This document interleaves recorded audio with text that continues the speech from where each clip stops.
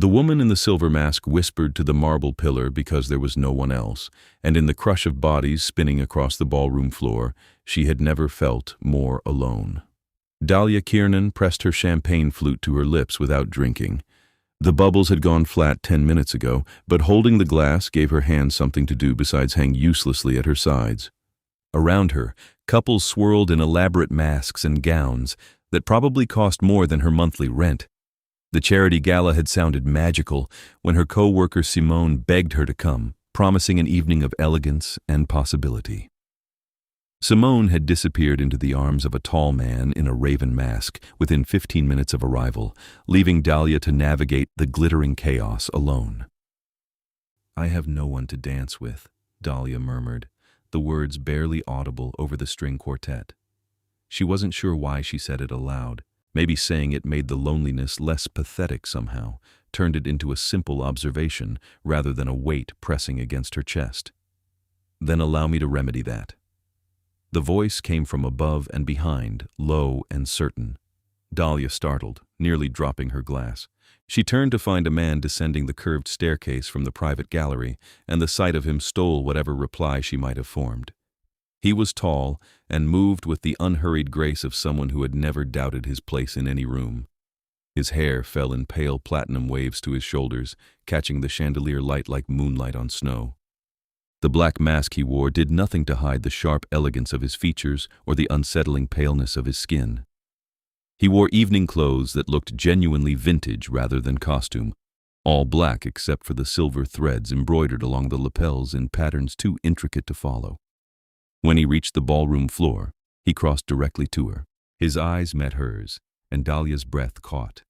They were dark and bottomless, ancient in a way that made her feel suddenly intensely aware of her own heartbeat. He extended his hand.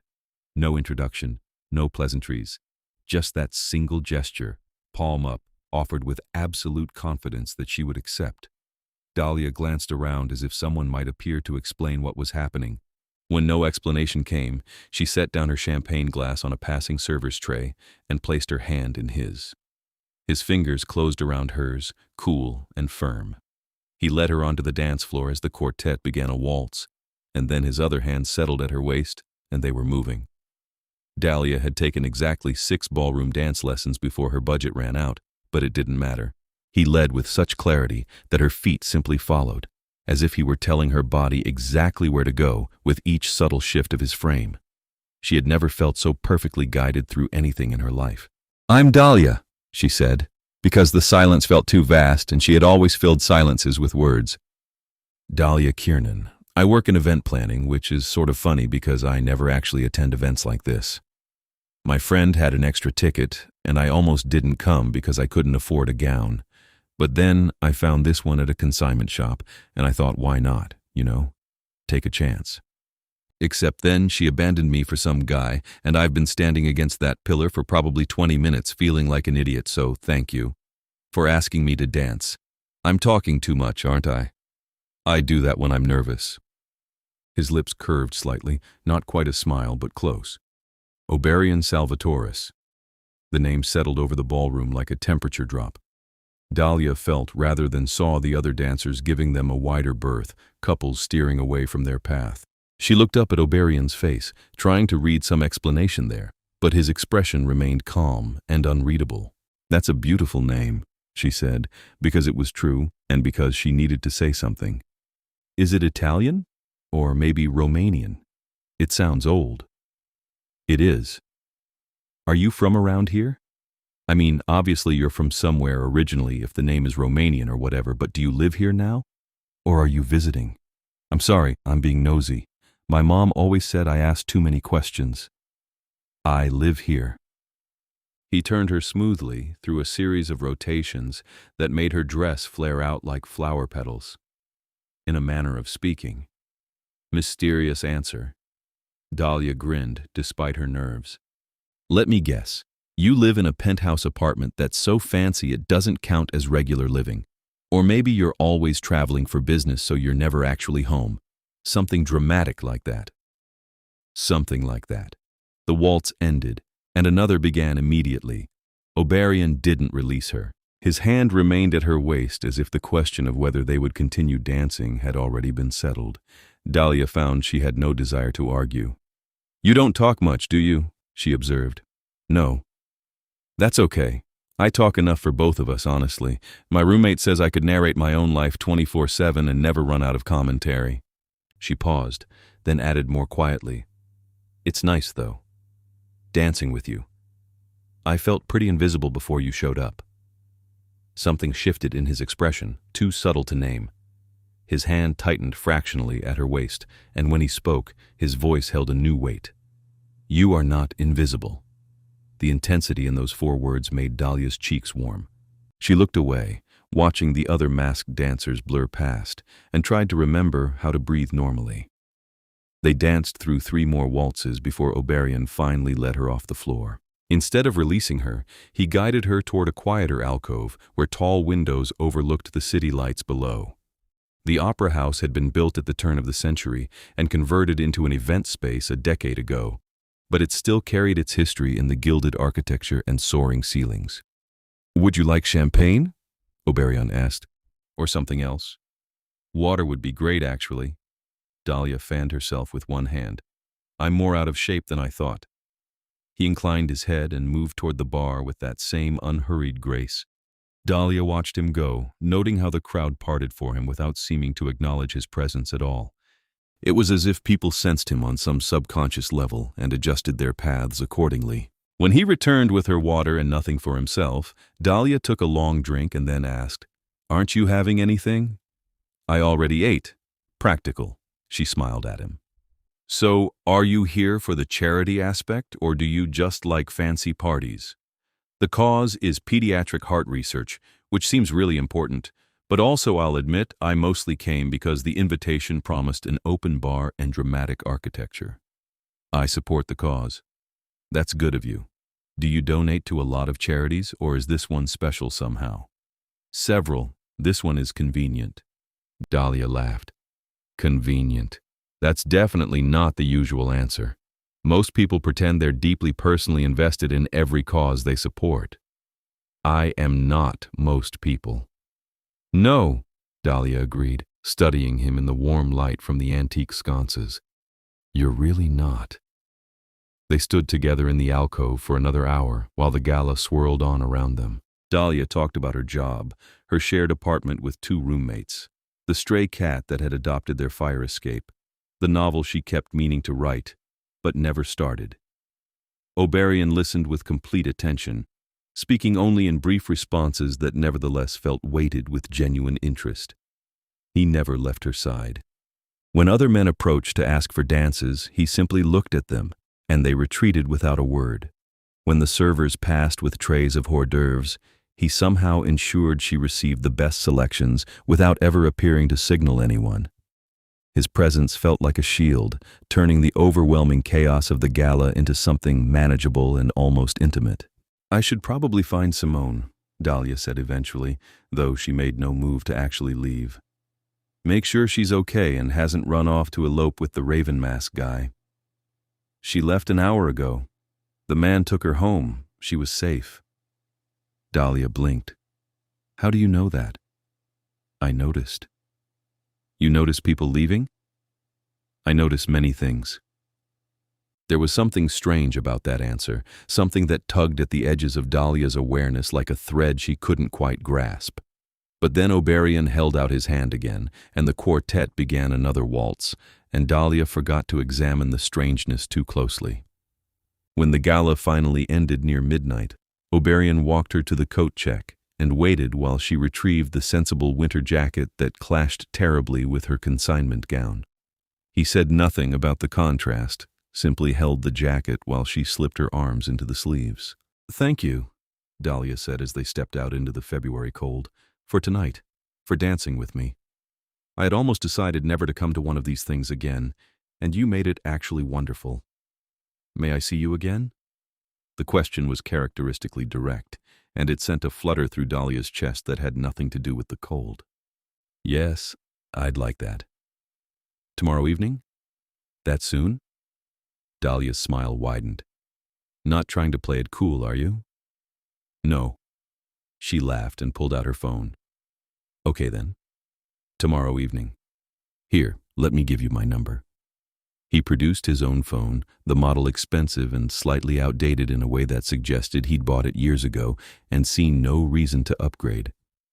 They exchanged information, and then Oberion gestured to the line of town cars waiting at the curb. I'll have my driver take you home. Oh, that's not necessary. I can just take the subway. Please. He looked at her, and something in his expression made it clear this wasn't about practicality or courtesy. It was about something deeper, some need he had to know she reached home safely. Dahlia found herself nodding. Okay, thank you. The driver appeared as if summoned, a thin, older man in a dark suit who opened the car door without a word. Dahlia slid into the leather interior and looked back at Oberion, who remained on the sidewalk, watching. Tomorrow, she said. Tomorrow. The car pulled away, and Dahlia watched through the rear window as Oberion's pale figure disappeared into the shadows between streetlights. Something about the way he stood there, perfectly still in the empty night, made her shiver. The driver met her eyes in the rearview mirror. Miss Kiernan, might I suggest staying indoors after dark for the next several weeks? Dahlia frowned. I'm sorry. What? But the man said nothing more, and when Dahlia arrived at her apartment building, he simply wished her a good evening and drove away, leaving her standing on the sidewalk with more questions than answers. Upstairs, her roommate Maya was still awake, curled on the couch with a textbook. How was the fancy party? Confusing, Dahlia admitted. And wonderful, and definitely confusing. Sounds like you met a guy. Maybe. Dahlia sank onto the couch beside her. Probably. He was strange, Maya. Beautiful and strange, and he barely talked, but somehow I felt like he heard every single word I said. That's called active listening. It's apparently very rare. He wants to see me again tomorrow. Maya's eyebrows rose. Fast work. Where's he taking you? Dahlia realized she had no idea. They hadn't discussed details, only the certainty of meeting again. She pulled out her phone to text him, then paused, staring at his contact information. He'd entered his name as simply Oberion, no last name, though she was certain he'd given her one at the gala.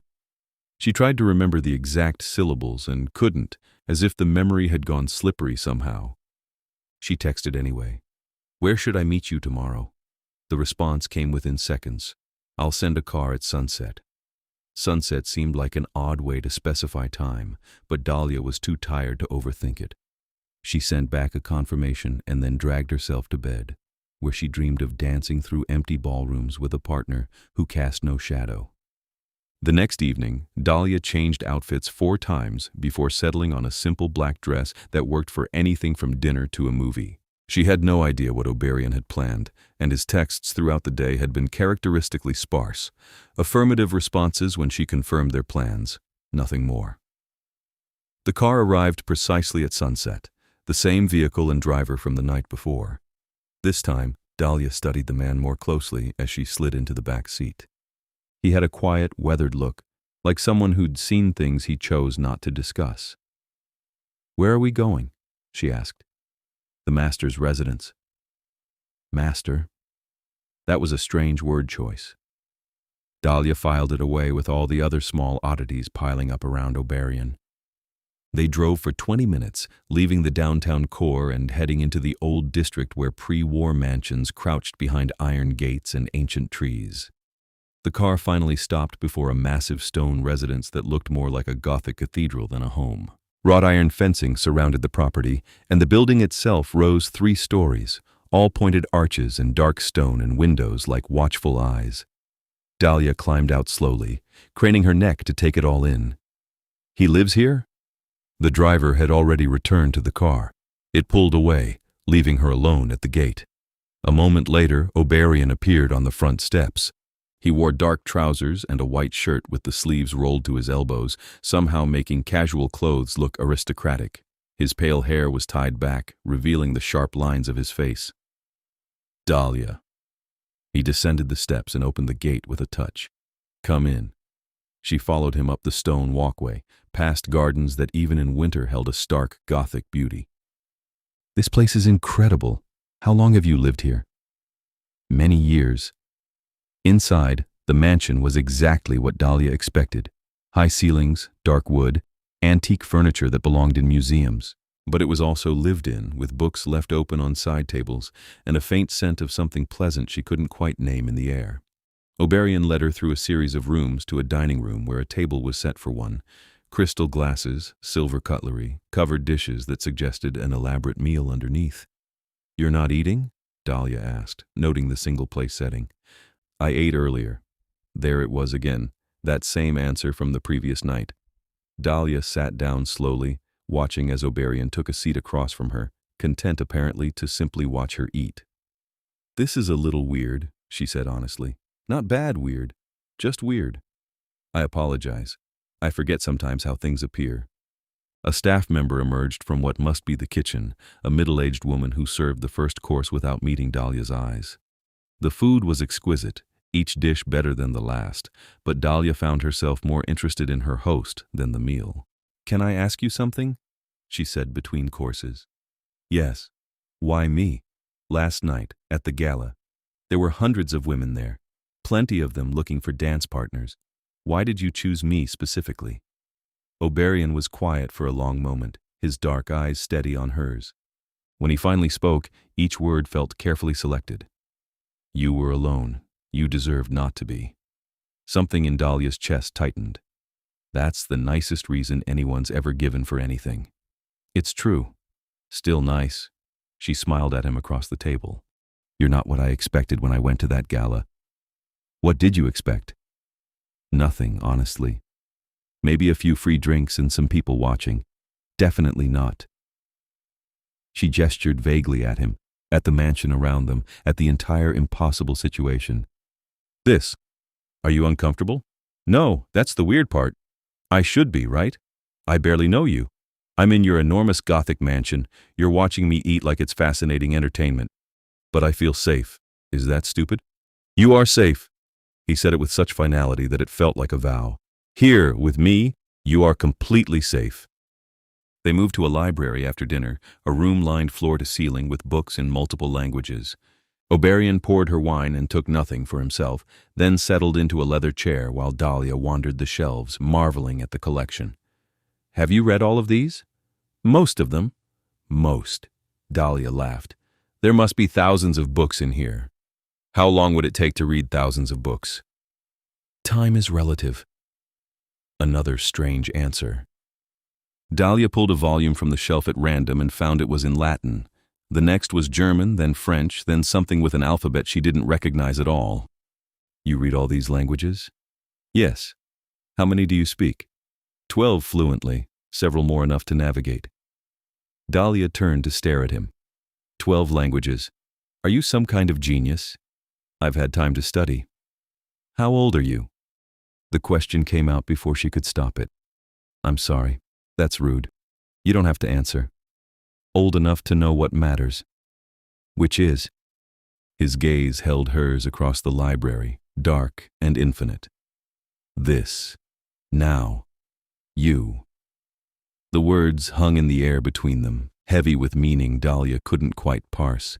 She felt her pulse quicken, warmth spreading through her chest. "I barely know you," she said softly. "You barely know me. I would like to know you. If you're willing." "I'm willing." The answer came easily, without hesitation. "I'm very willing." Oberion rose from his chair and crossed to where she stood by the bookshelves. Up close, she could see the otherworldly quality of his features. Skin too perfect, eyes too deep, something fundamentally not quite human in the proportions of his face. But instead of unsettling her, it drew her in, made her want to understand what she was seeing. "You're different," she whispered. "Aren't you? Not just rich or unusual, actually different." "Yes." "Different how?" He raised one hand and traced his fingers along the side of her face, feather-light, cool against her skin. "I will tell you when you're ready. Not yet. Soon." That's not ominous at all.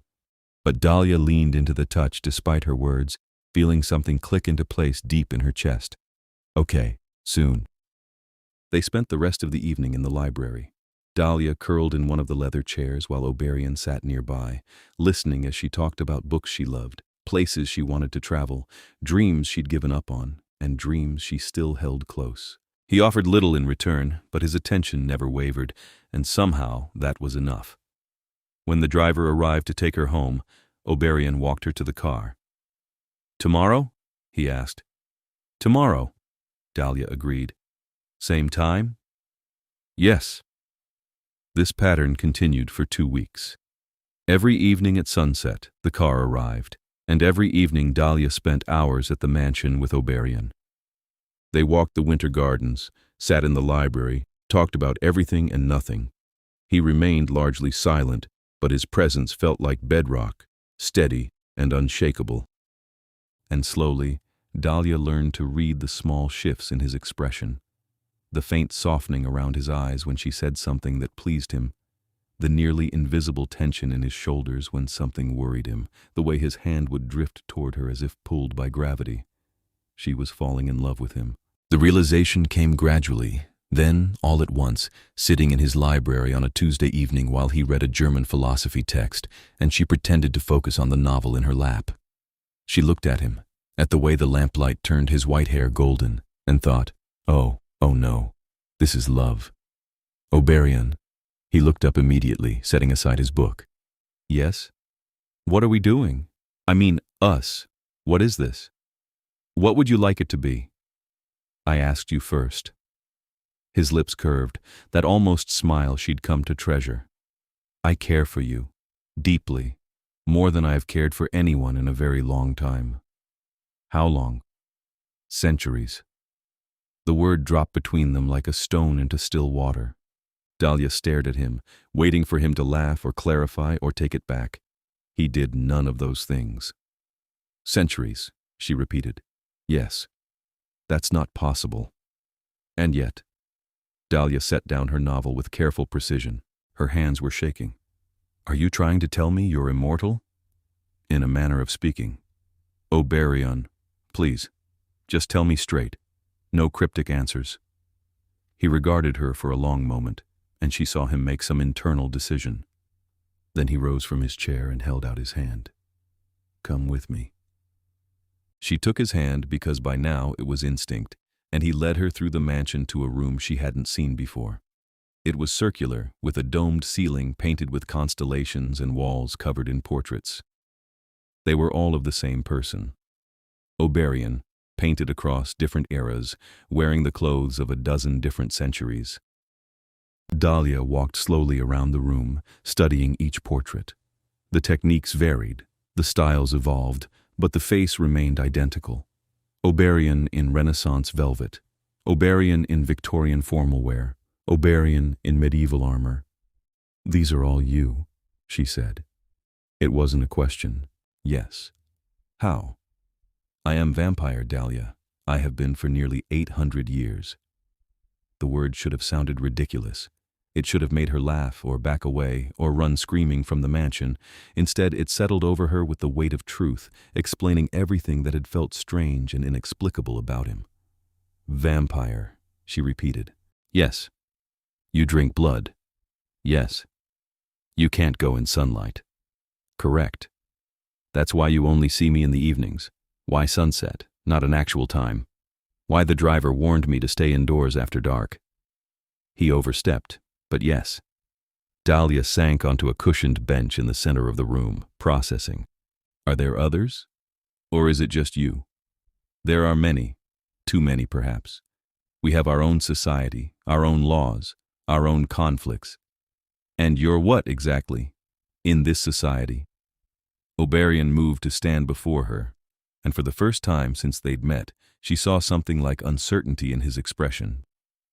"I am king, the vampire king of the Eastern Dominion. I have ruled for 4 centuries. "King." Dahlia laughed, a slightly hysterical edge to the sound. "Of course you are. Because why would you be anything else?" "Dahlia." "No, it's fine, it's fine. My boyfriend is an 800-year-old vampire king. That's totally normal. Happens every day." She looked up at him, vision blurring slightly. "Are you going to kill me now? Is that what happens when humans find out?" He dropped to his knees before her, taking her hands in his. The gesture was so unexpected, so completely at odds with everything he'd told her about being king, that Dahlia's panic stuttered to a halt. "I will never harm you," Oberion said, his voice rough with emotion she'd never heard from him before. "I swear it on everything I am. You are precious to me. You are the first thing in centuries that has made me feel remotely human. Please don't fear me." "I don't," Dahlia realized. "I don't fear you. That's insane, isn't it? You just told me you're a vampire, an actual vampire, and I don't feel afraid." "You should. Most humans would. I'm not most humans." She squeezed his hands, feeling the coolness of his skin, the immense strength held carefully in check. "Did you plan this? That night at the gala, did you see me and think, there's a human I can entertain myself with?" "No. I attended the gala because tradition demands I maintain ties to human charitable organizations. I heard you speak, and I—" He paused, searching for words. "You sounded lonely. I understand lonely. I have been lonely for longer than you've been alive. When I saw you, I thought perhaps we could be less lonely together." Tears spilled over, tracking down Dahlia's cheeks. "That's the most romantic thing anyone's ever said to me. It's only truth. You're in love with me." She said it with wonder, seeing it clearly now in every action he'd taken. "You, an immortal vampire king, are in love with me, an event planner from Brooklyn who talks too much and shops at consignment stores." "Yes, and I'm in love with you." Saying it aloud made it real, undeniable. "Even though you're technically a walking corpse who drinks blood." His lips twitched. "I prefer immortal being." Dahlia laughed wetly and leaned forward, resting her forehead against his. "This is insane." "Yes. What do we do now?" "Now I ask if you'll continue seeing me, knowing what I am." "Of course I will, you ridiculous vampire." She pulled back enough to look at him properly. "But I have questions. So many questions." "Ask them." They stayed in the portrait room for hours while Dahlia asked and Oberion answered. He explained vampire physiology, the need for blood, the way sunlight poisoned their cells. He told her about the Dominion, the territory he ruled that stretched across the eastern seaboard, encompassing hundreds of vampires who answered to him. He described the laws that governed vampire-human interaction, designed to keep their existence secret from the wider world.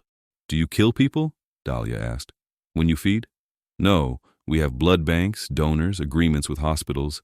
Killing draws attention. In the modern world, secrecy requires cooperation." "But you could kill, yes? Have you?" "In the past, yes.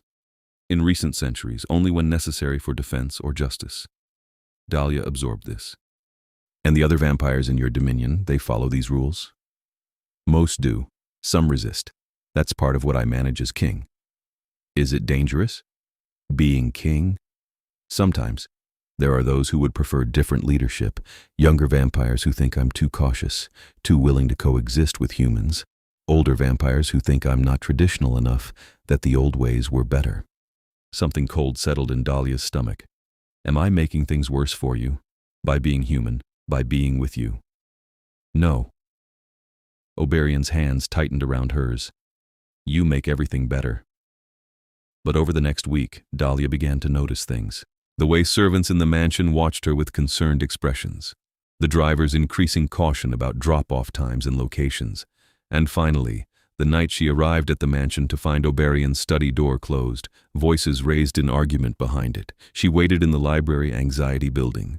When Oberion finally emerged, his expression was controlled, but she'd learned to read his small tells. He was furious. "What's wrong?" she asked. "A complication. Nothing that concerns you. If it concerns you, it concerns me. That's how this works." He crossed to where she stood and cupped her face in his hands. "You are human. My world has dangers you shouldn't have to navigate." "Too late. I'm already navigating them just by being with you." Dahlia covered his hands with hers. "Talk to me, please." Oberion was silent for a long moment, then gestured to the chairs by the fireplace. They sat, and he began to speak. The gala where we met was not simply a charity event, it was also a gathering point for Dominion business. Several of my regional governors were present, along with vampires from neutral territories. I didn't seek you out as part of any political strategy, but the moment I danced with you, everything changed. How? Vampires are territorial and hierarchical. For 4 centuries I've ruled alone, never showing preference to any person or faction. My neutrality has been my strength.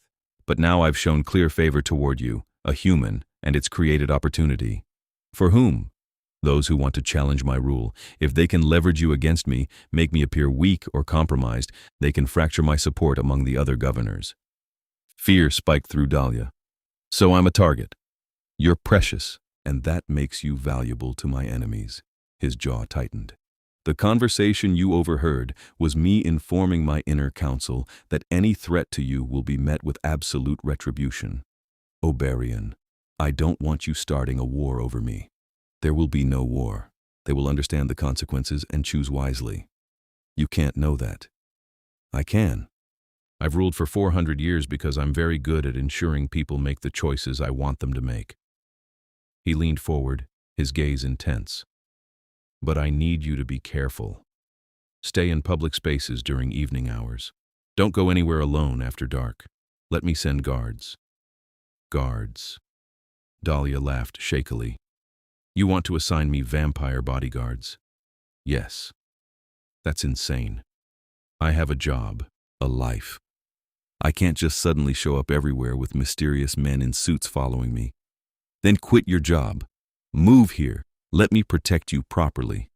You're asking me to give up my entire life because we've been dating for 3 weeks. I'm asking you to take your safety seriously. They stared at each other, the first real conflict settling between them. Dahlia stood abruptly, pacing to the window. I'm not going to hide, and I'm not going to let whoever these vampires are dictate how I live. Dahlia. No, listen. She turned back to face him. You said you were drawn to me because I was lonely, but I wasn't afraid, because I spoke up even when no one was listening. If I run and hide now, I'm not that person anymore. And then what are we even protecting? Oberion rose, crossing to her with that predatory grace. I cannot lose you. You won't. But I need you to trust that I'm not fragile. I'm aware of the danger. I'll be careful. But I won't disappear.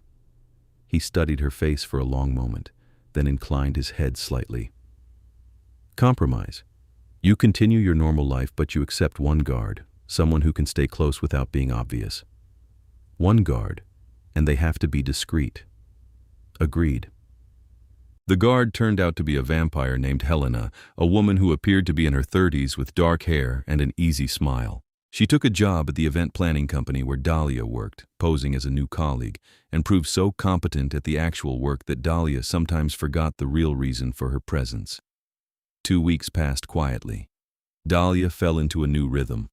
Work during the day, evenings with Oberion, Helena a constant shadow at the edges.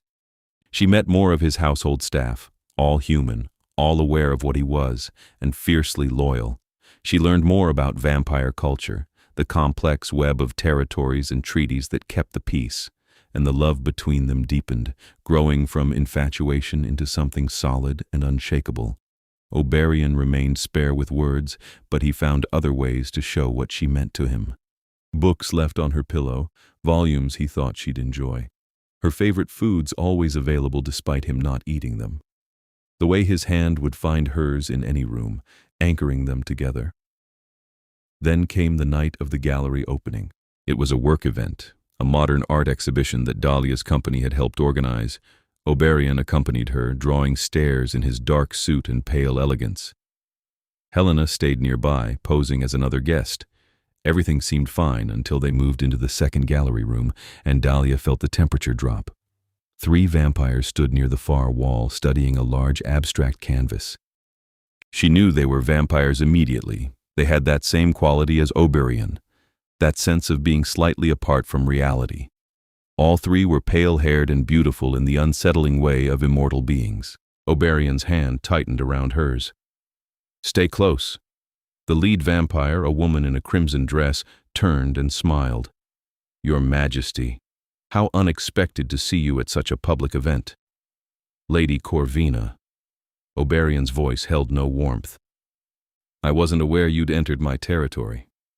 We're here as neutral observers. The treaty allows for diplomatic visits, does it not? With advance notice to the crown, which you failed to provide.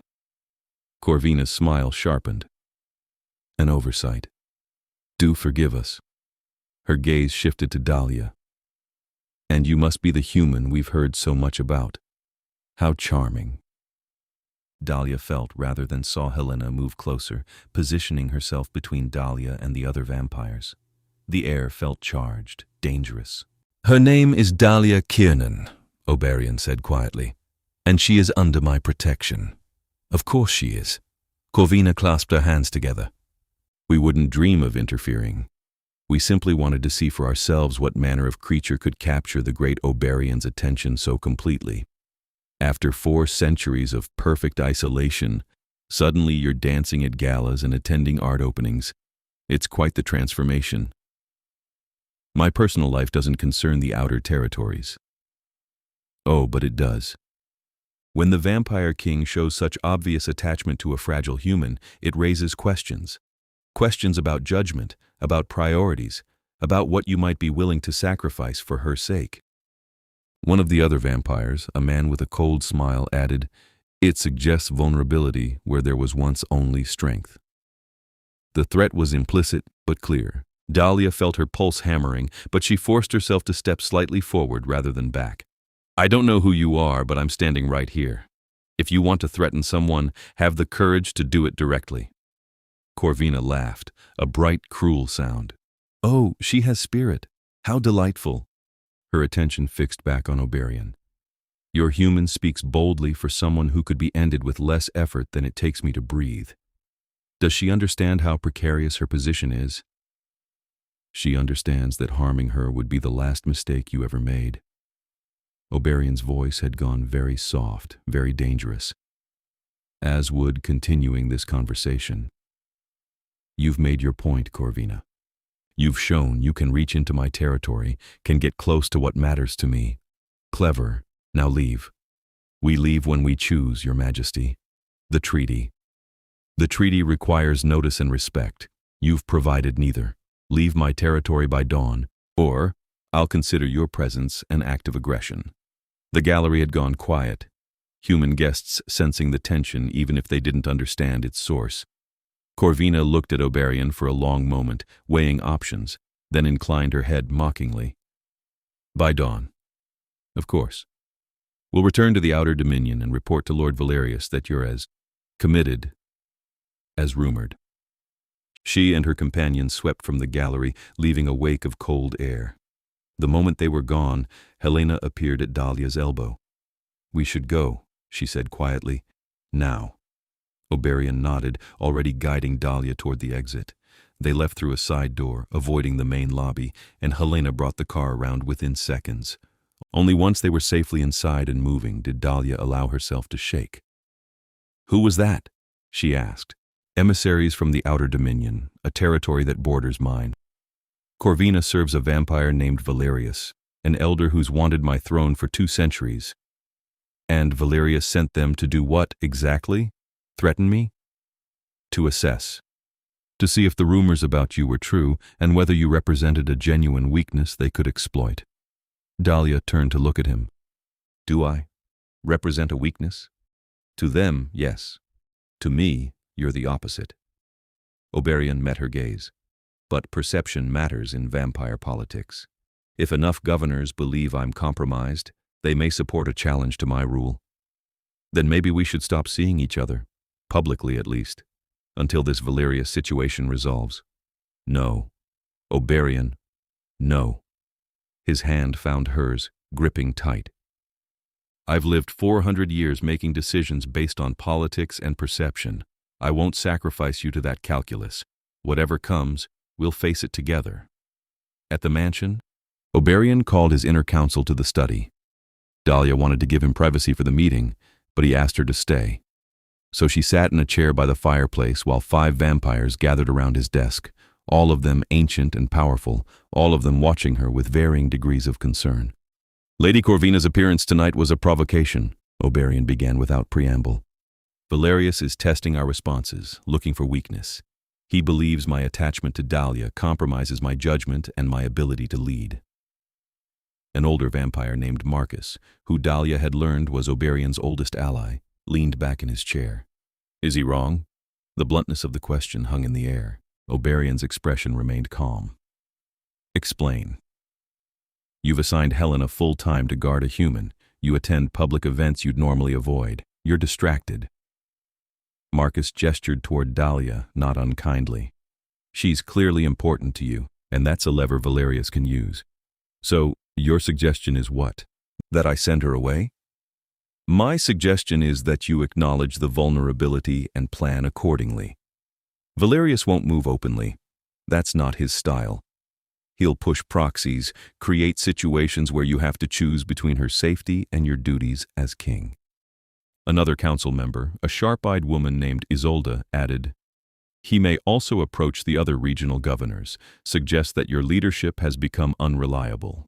If enough of them agree, they can call for a formal challenge. Let them. Oberion's voice was flat. I've defeated 3 challenges in 4 centuries. I'll defeat a 4th if necessary.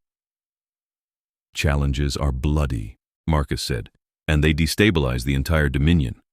Humans notice when vampires start dying in unusual numbers. It risks exposure. Then Valerius should choose not to challenge. Your Majesty. Isolde hesitated, then continued carefully. There is a simpler solution. Turn her. If Lady Kiernan were vampire, the leverage disappears. Every gaze shifted to Dahlia. She felt the weight of their attention, the calculation behind their eyes. Turning, becoming like them, immortal and powerful, would remove her as a weakness. But it would also mean giving up her humanity, her daylight life, everything she'd ever known. That's Dahlia's choice, Oberion said firmly. Not ours, and I won't have it forced by political pressure. Of course not. Isolde bowed her head. But the option exists, should she choose it. After the council dispersed, Dahlia and Oberion sat together in the library. The weight of the evening pressed down on both of them. Would you want me to? Dahlia asked finally. Turn, I mean. I want you safe and happy. If those things mean remaining human, then that's what I want. That's not an answer. Oberion was quiet for a long time. If you were vampire, we could have eternity. I could stop worrying about your human fragility, about the decades passing and taking you from me. We could dance through centuries rather than years. He looked at her, and she saw raw longing in his expression. But turning is irrevocable. You would lose the sun, the ability to age alongside your family, the simple pleasure of human food. Those losses are incalculable. You've been happy as a vampire. I've been alive. Happy is more complicated. But now, with me, now I understand the difference between existence and living. Dahlia felt tears prick her eyes. I don't know what the right choice is. Then don't make one yet. We have time. But events proved him wrong. 3 nights later, Dahlia was walking to her apartment from the subway, a normal routine. Helena, half a block behind as usual, when a car pulled up beside her. The back door opened, and Lady Corvina stepped out. Miss Kiernan, a word, please. Helena materialized beside Dahlia instantly. Step back, now. So aggressive. Corvina's smile was all teeth. I'm here under treaty protection, simply wishing to have a civilized conversation. Conversations don't require ambush tactics, Helena countered. True, Corvina's gaze fixed on Dahlia. But I suspected your king wouldn't permit us to meet otherwise, and what I have to say is for Miss Kiernan's ears specifically. Then say it here, Dahlia said, trying to keep her voice steady, with my guard present. Very well. Corvina clasped her hands together. I wanted to offer you a choice. Lord Valerius is prepared to formally challenge King Oberion's rule. The challenge will be bloody and prolonged, destabilizing the entire eastern seaboard. Hundreds of vampires will die, and the human world may take notice, which serves no one. However, if you were to voluntarily remove yourself from the equation, Valerius would withdraw his challenge. No blood spilled, no war, no exposure. Dahlia's mouth went dry. You want me to leave him. We want you to consider the greater good. One human's happiness against the stability of an entire civilization. Surely you can see the mathematics. And if I refuse? Then the challenge proceeds. Your king may win, but at what cost? How many deaths will be on your conscience? How much destruction will you cause simply by existing where you don't belong? Helena made a move toward Corvina, but the other vampire raised a warning hand. I'm leaving. Message delivered. She stepped back toward her car, then paused. Think carefully, Miss Kiernan. Love is lovely, but it rarely survives the weight of guilt. The car drove away, leaving Dahlia shaking on the sidewalk. Helena immediately called for their own car, and within minutes they were headed toward the mansion. Oberion met them at the door, tension evident in every line of his body. What happened? Dahlia explained, watching his expression darken with each word. When she finished, he was silent for a long moment, then turned to Helena. Increase security around Miss Kiernan to 3 guards, rotating shifts, all trusted. Your Majesty, that will be obvious. I don't care. Do it. Helena bowed and withdrew. Oberion guided Dahlia inside, to the library where this whole impossible relationship had deepened. He poured her wine with steady hands and waited while she drank. I'm not leaving you, Dahlia said before he could speak. If that's what you're about to suggest, save your breath. I was about to suggest that I handle Valerius immediately, before he can move forward with any challenge. Handle how? However necessary. The quiet menace in those words sent a chill through Dahlia. She'd gotten used to gentle Oberion, the vampire who read philosophy and listened to her ramble about work. But this was Oberion the king, 4 centuries of power and ruthlessness rising to the surface. I don't want you killing people because of me, she said. Not people. A vampire who threatened what's mine. He crossed to her, cupping her face gently despite the steel in his voice. You need to understand something. I've built a reputation over 400 years as someone who rules through careful diplomacy and measured response. That reputation is useful, but it's not who I am at core. At core, I'm a vampire who survived 8 centuries by being absolutely certain in my convictions, and I'm certain about you. Oberion. Let me finish. Valerius believes attachment makes me weak. He's wrong. It makes me focused. Before you, I managed threats with detachment, weighing political consequences, always choosing the path of least disruption. But now, I have something worth disrupting the world for. And Valerius is about to learn exactly how dangerous that makes me. Dahlia stared up at him, seeing the truth written across his ancient features. He wasn't going to back down, neither was Valerius, which meant the only way forward was through. Then I'm turning, she said. His hands tightened on her face. What? You said it yourself. As a human, I'm leverage, but as a vampire, I'm not. If I turn, Valerius loses his angle. The challenge becomes pointless. She drew a shaky breath. I was thinking about it anyway, after our conversation the other night. And honestly, the idea of centuries with you sounds better than decades watching you pretend you're not counting down my mortal years. Dahlia, this can't be a decision made under pressure. It's not. It's a decision made with clarity. She covered his hands with hers. I love you. I want eternity with you. I want to be strong enough that you don't have to worry about me shattering. And yes, I'm afraid of losing the sun and everything else, but I'm more afraid of losing you. Turn me. Oberion searched her face for a long moment, and she saw the war happening behind his eyes. Finally, he shook his head. Not yet. Not like this, as a tactical move.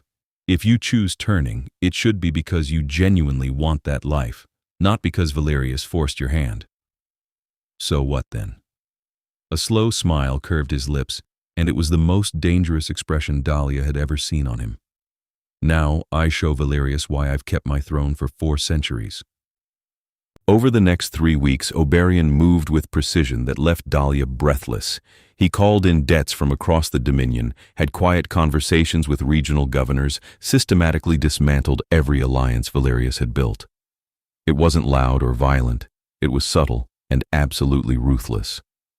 One by one, vampires who might have supported a challenge withdrew their backing. Trade agreements shifted. Territory boundaries were renegotiated. Dahlia watched from the edges, attending council meetings when Oberion asked her to, learning the intricate web of vampire politics. She saw him transform from the quiet, gentle man she'd fallen in love with into something ancient and commanding, a king in truth.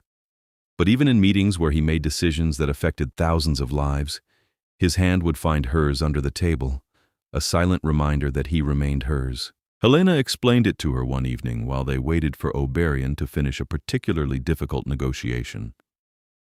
He's been playing the long game since before you were born. Valerius thought he saw opportunity, but what he actually saw was a trap 400 years in the making. I don't understand. Your king didn't just randomly attend that gala. He's been cultivating human connections for decades, building relationships that now translate into leverage. And every governor Valerius approached? Oberion had something they needed more than they wanted: a new king.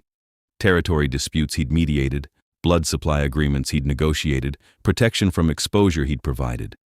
Calling in those debts now makes supporting Valerius politically impossible. So he planned for this? For someone like Valerius? He planned for everything. That's why he's still king. The confrontation came on a cold March evening.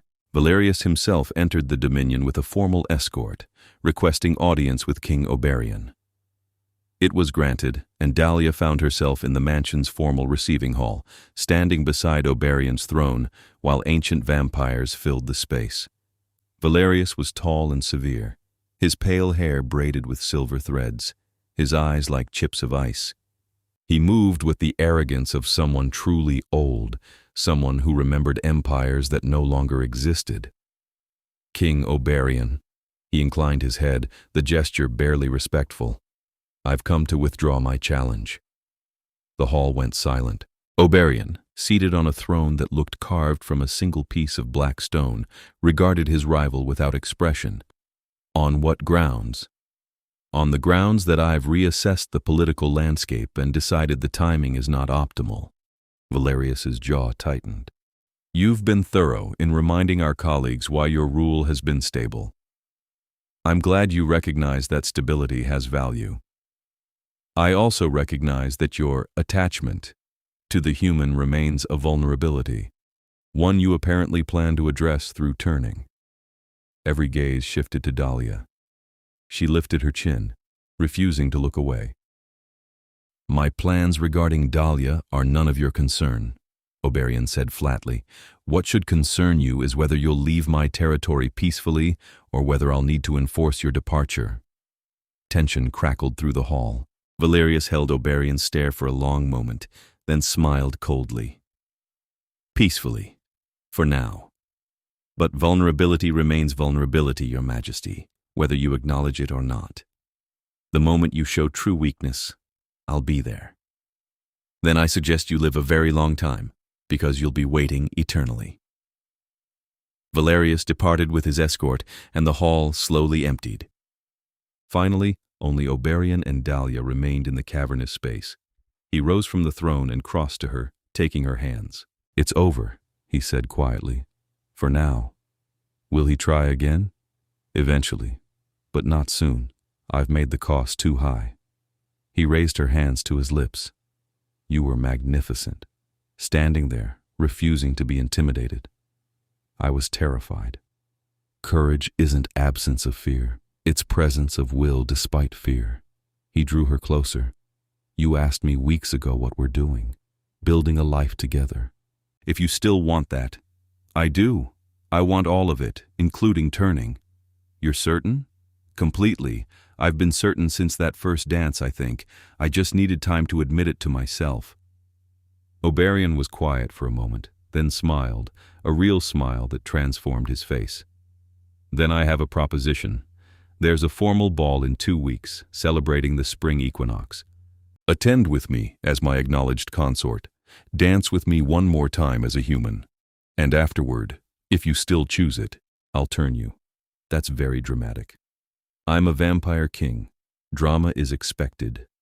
Dahlia laughed and pulled him down for a kiss, feeling the coolness of his lips, the carefully restrained strength in his arms. 2 weeks, one last dance, and then forever. Forever, he agreed. The equinox ball was held in a reclaimed cathedral, all soaring ceilings and stained glass that filtered moonlight into jeweled patterns across the floor. Vampires from across the Dominion attended, along with human dignitaries who understood what they were mingling with. Dahlia wore a gown Oberion had commissioned for her, midnight blue silk that moved like water, and when she entered on his arm, the entire assembly took notice. This time, there were no shadows, no anonymity. Oberion led her directly to the center of the floor as the orchestra began, and they danced. It was both exactly like and nothing like that first waltz months ago. The steps were familiar now, her body knowing instinctively how to follow his lead, but everything else was different. Then, she'd been lonely and invisible. Now she was acknowledged, claimed, chosen by the vampire king in front of his entire court. "Nervous?" Oberion asked as they turned through a complex series of steps. "Weirdly, no. I figure if I survived Valerius, I can survive anything." "You didn't just survive. You helped defeat him. By standing there looking determined, by being yourself, by refusing to be what he expected, fragile, easily frightened, manipulated. You complicated his strategy simply by existing with confidence." Oberion's hand tightened at her waist. "I've ruled for 400 years, and you've taught me more about strength in 4 months than I learned in centuries. That's the nicest thing anyone's ever said to me." They danced through the entire ball, pausing only to greet various governors and dignitaries. Helena appeared at one point with champagne, grinning at Dahlia. "You know you're a legend now, right? The human who faced down Lady Corvina and Lord Valerius and didn't blink." "I blinked a lot, actually." "Didn't show." Helena raised her own glass in salute. "To the future queen." The title sent a flutter through Dahlia's chest. Queen. She hadn't really thought about the political implications of turning, of what it would mean to be Oberion's consort in vampire society. But looking at him across the room, deep in conversation with Marcus, she found she didn't care about titles or politics. She cared about the man who'd heard her whisper she had no one to dance with and offered his hand from the shadows. Near dawn, the ball ended. Oberion walked with her through the empty cathedral, their footsteps echoing in the vast space. They reached a small private chapel off the main hall, and he gestured to the door. "In here, if you're ready." Dahlia's heart hammered, but she nodded. They entered the chapel together, closing the door behind them. Inside was simple: stone walls, a small altar, moonlight streaming through a single window. "It's painful," Oberion said quietly. "The turning. I won't lie about that. My venom will feel like fire in your veins. You'll die, technically, for several minutes. And when you wake, you'll be different. Hungry, confused. The first nights are difficult. But you'll be there. Every moment. Then I'm ready." He cupped her face in his hands, looking at her with such tenderness that Dahlia's eyes burned. "I've never turned anyone. In 800 years, I've never wanted to share this existence with another person.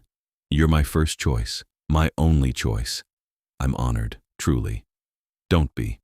I'm the one receiving the gift." He leaned down, pressing his forehead to hers.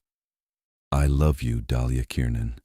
I'll love you through the turning and the adjustment and every century that follows. You'll never be alone again. Neither will you." He kissed her then, soft and reverent, and then his lips moved to her throat. She felt his breath against her skin, felt the moment he let his fangs extend. Then the sharp pierce of penetration, and the world exploded into fire. Dahlia had thought she understood pain, but this redefined it. Every nerve ignited simultaneously, venom spreading through her bloodstream like molten metal. She would have screamed, but her voice didn't work. Her body convulsed, muscles seizing, heart racing faster and faster until it simply stopped. The silence was absolute. No heartbeat, no breath, nothing. Just darkness and the lingering burn of transformation. Then she gasped, and her heart beat once, twice, a slow, measured rhythm that felt intentional rather than automatic. Dahlia opened her eyes. The world had transformed. Every detail sharpened into painful clarity, individual dust motes floating in moonbeams, the texture of stone walls, the microscopic variations in Oberion's skin where he knelt beside her. She could hear his breathing, the rustle of fabric, sounds from miles away filtering through the cathedral walls, and she was so terribly hungry. Easy, Oberion's voice, infinitely gentle. The hunger is normal. I have blood prepared. He helped her sit up, and Dahlia stared at her hands. They looked the same, but different, paler, the veins less visible. She touched her face and felt the sharpness of her canines, fully extended. "I'm vampire," she whispered. "You are. I can't go in the sun anymore. No, I have to drink blood." "Yes." She looked at him, taking in his features with her new vision, seeing layers of beauty and age and power she'd never perceived before. "And I have eternity with you. If you want it, I want it." Dahlia leaned into him, letting him support her weight. "Even with the hunger and the strangeness and everything else, I want it." He held her close, and she heard his heart beating slow and steady, matching her new rhythm. "Then let's go home. We have forever to figure out the rest." The adjustment took weeks. Dahlia learned to feed without killing, to control her enhanced strength, to navigate the world with senses turned up to impossible levels. Oberion stayed with her through every difficult moment, patient and steady. Helena helped her practice fighting because vampire society required certain skills. Marcus taught her history, centuries of context she'd need to understand her new world. And slowly, impossibly, Dahlia settled into her new existence. She couldn't work her old job anymore, couldn't maintain her human friendships without complicated lies. But the trade felt worth it when she stood with Oberion on the mansion rooftop at midnight, watching the city lights, knowing they'd watch those lights together for centuries to come. 3 months after turning, Oberion held another ball. This one was explicitly to introduce Dahlia as his consort, his acknowledged partner in ruling the Eastern Dominion. She wore silver this time, her newly pale hair styled with silver threads that caught the light, and when they entered the ballroom together, the entire assembly bowed. "This is terrifying," Dahlia muttered. "You've faced down Valerius. This is nothing. Valerius didn't expect me to make political small talk." Oberion's lips curved. "Then don't. Be yourself. That's always been enough." So Dahlia circulated through the crowd, talking to ancient vampires who'd lived through human history, learning their stories, finding that her natural chattiness translated well to vampire court. She made allies through genuine interest, diffused tensions with humor, and generally approached the whole thing as if it were an elaborate event planning challenge. Near the end of the evening, Oberion found her in conversation with 3 regional governors and steered her gently away. "Come with me." He led her through the ballroom to a set of glass doors she hadn't noticed before. They opened onto a balcony overlooking the gardens, and beyond that, the city sprawling toward dawn. "What are we doing out here?" Dahlia asked. "Escaping." Oberion pulled her close, settling them into a dancing position.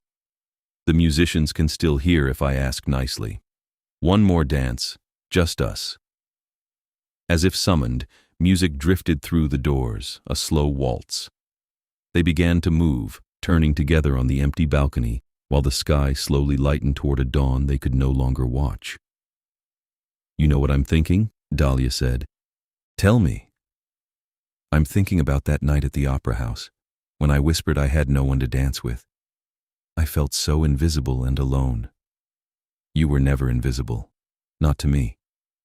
No. You saw me, and you offered me your hand from the shadows, and everything changed."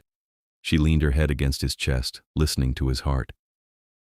"I've danced with you through a crisis, through political intrigue, through my entire transformation into someone new, and I'd do it again, every time." "Good, because I intend to keep dancing with you for several centuries at minimum." "Ambitious." "I'm a vampire king. Ambition comes with the territory." He turned them through a final series of steps as the music faded. "Thank you." Dahlia pulled back to look at him. "For what?" "For saying yes." That first night, when I offered my hand, you could have refused. Most would have. But you took a chance on a stranger in the shadows. Best decision I ever made. Second best. His expression turned serious. The best decision was choosing to stay with me despite everything it cost you. It didn't cost me anything that mattered, and it gave me everything I didn't know I needed. Dahlia rose on her toes to kiss him, gentle and sure. I love you, today, tomorrow, forever. Forever, Oberion agreed. They stayed on the balcony as dawn broke, standing together in the shadows just inside the doorway where the light couldn't reach them. And when they finally returned to the ballroom, it was to a court that accepted them, a future that stretched endlessly forward, and the absolute certainty that whatever came next, they would face it together. 6 months after Dahlia's turning, the mansion hosted a small private gathering. No political maneuvering, no court intrigue, just Oberion's inner circle and a few trusted allies. Dahlia had grown into her new role with surprising grace, becoming not just a consort, but a genuine partner in governance. Her human perspective brought fresh solutions to old vampire problems, and her natural warmth diffused tensions that centuries of rigid tradition had created.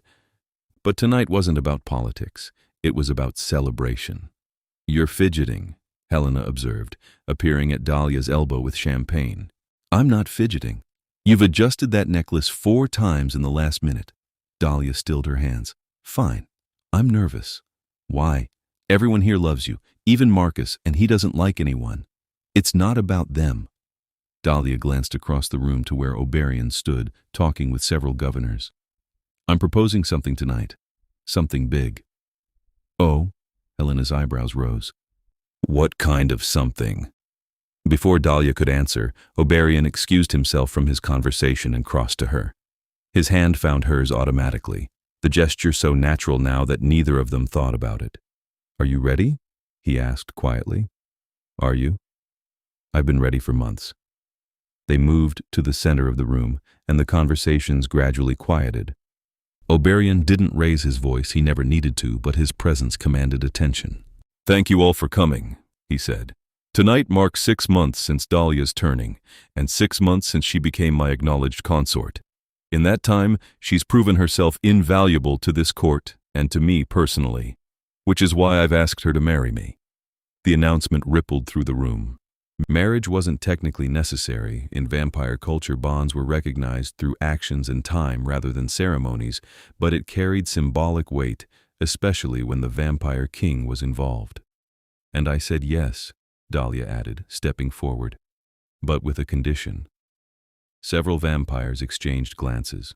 Oberion simply watched her with calm interest, having already heard this part.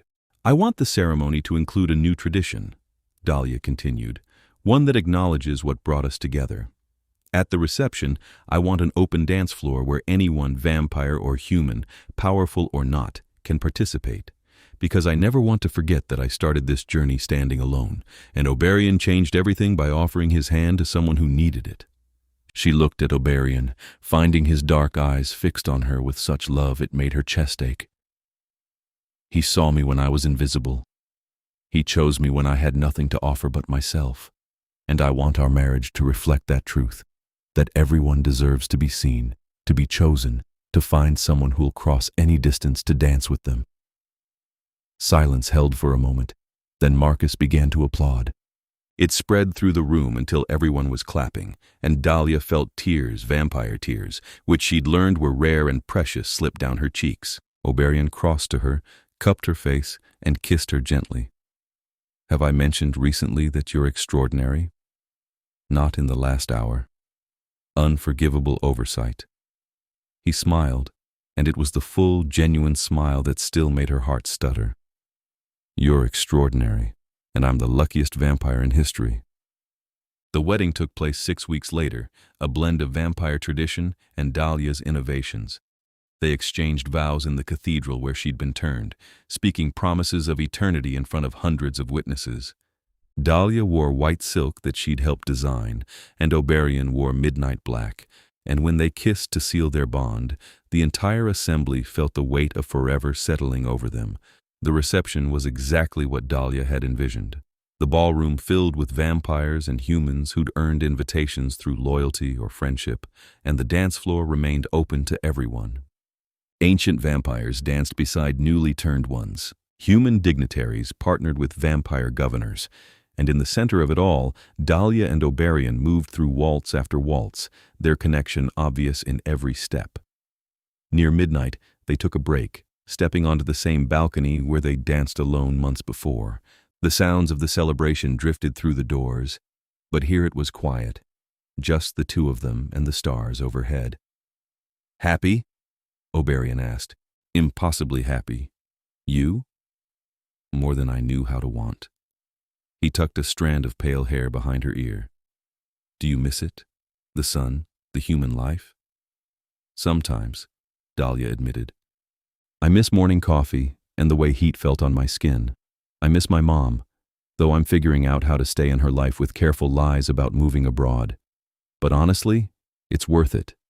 Every single sacrifice is worth it for this."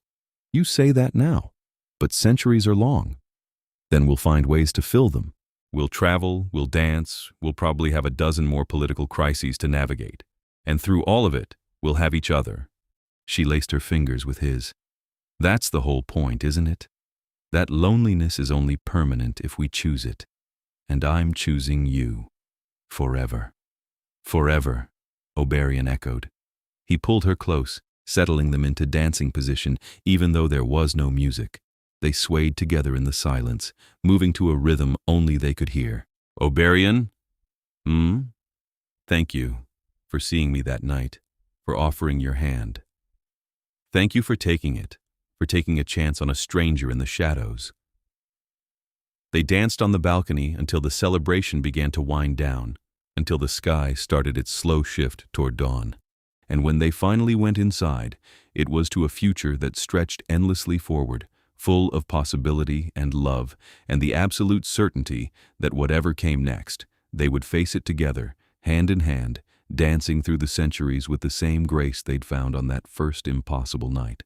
The years unfolded with surprising gentleness.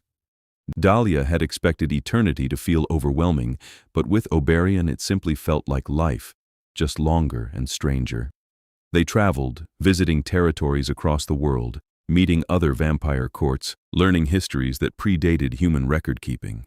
They renovated wings of the mansion, turning unused spaces into galleries for art they collected across decades. They navigated political tensions and celebrated alliances, building a dominion that slowly became more inclusive, more open to change. And they danced. At every opportunity, in ballrooms and empty gardens, in the cathedral at midnight, they danced. On their 10th anniversary, Oberion surprised her with a gift. He'd bought the opera house where they'd first met and converted it into a permanent venue for charity events. The masquerade gala had become an annual tradition, and now it would continue forever, offering others the same opportunity Dahlia had found. "You're ridiculous," she said, staring at the deed. "Who buys an entire building as an anniversary present?" "Someone who wants to ensure that no one ever stands alone wishing for a partner, not when we can create opportunities for connection." Dahlia looked up at him, this ancient vampire who'd chosen her, who'd spent a decade showing her that love could be steady and sure and infinitely patient. "I love you. Have I mentioned that recently?" "Not in the last hour." She laughed and pulled him close, kissing him thoroughly. "I love you. Today, tomorrow, forever." "Forever," he agreed. They stood together in the opera house, in the exact spot where Dahlia had once whispered she had no one to dance with. The space was empty now, silent, but it held the promise of countless future moments when others would find what they'd found. Connection in the midst of isolation, love emerging from the shadows, hands reaching across impossible distances to say you're not alone anymore. And as they left the building, stepping into the night that was their daylight now, Dahlia thought about that long-ago version of herself, lonely and invisible, clutching a champagne glass like a lifeline. She wanted to tell that woman that everything would be okay, that a stranger in the shadows would offer his hand, and that single gesture would transform everything. But then, that woman had taken the chance, had said yes when it would have been easier to say no, and that choice had made all the difference. Dahlia squeezed Oberion's hand, feeling the cool strength of his grip, the eternal certainty of his presence beside her. And she smiled, knowing that wherever the centuries took them, they would walk that path together, dancing through the darkness, forever and always choosing each other. The loneliness that had brought them together was gone, replaced by a connection so profound it transcended time itself. And in the grand story of their immortal lives, it all began with a whisper in the shadows, and a hand extended in response, a king recognizing a queen, a lonely soul finding its match. Two people discovering that sometimes the most extraordinary love stories begin with the simplest of gestures, one dance, one choice, one forever.